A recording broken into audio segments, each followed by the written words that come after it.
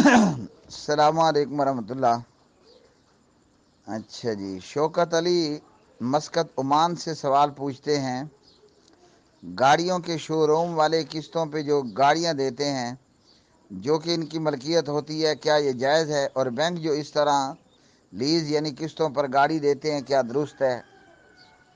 شوکت علی بھائی from Muscat Oman, بات یہ ہے کہ بینک سے خرید و فروخت کرنا وہ تو حرام ہے۔ بینکوں کا سارا نظام سود پر، ربا پر مبنی ہے، اور قرآن مجید فرقان حمید نے ہمیں یہ بتایا، وحرم الربا، اللہ نے ربا کو، سود کو حرام کر دیا۔ حرام کرنے کے بعد فرمایا وَذَرُوا مَا بَقِیَ مِنَ الرِّبَا، اب ربا کو، سود کو چھوڑ بھی دو۔ تو نبی رحمت صلی اللہ علیہ وسلم نے فرمایا سود کے درجات میں ادنا ہلکا ترین پوائنٹ اور درجہ یہ ہے این کی ہر رجل امہ، کہ نعوذ باللہ کوئی بدبخت اپنی ماں کا بلاత్کار کرے، ہیں جی۔ تو ربا اور سود اللہ سبحانہ تعالیٰ نے حرام فرما دیا۔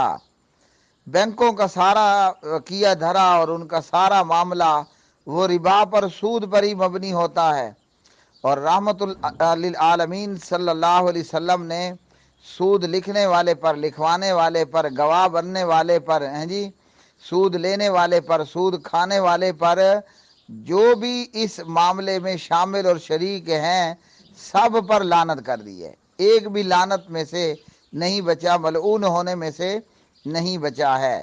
تو بینکوں میں نوکری کرنا بھی باعث لعنت، بینکوں میں خرید و فروخت کرنا بھی حرام ہے۔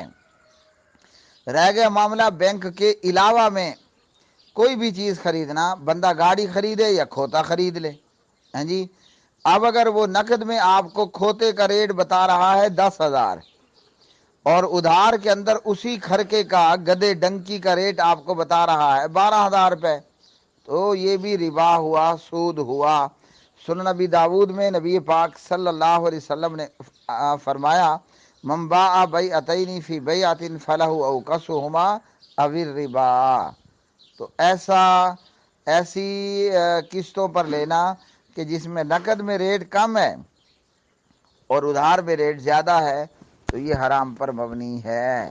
اب جو بندہ متقی اور پرہیزگار ہوگا، جس کی دل کی شریانوں کے اندر اللہ سبحانہ و تعالیٰ کا خوف اور ڈر ہوگا، تو وہ سود کے قریب ہرگز نہیں پھٹکے گا، ہاں جی۔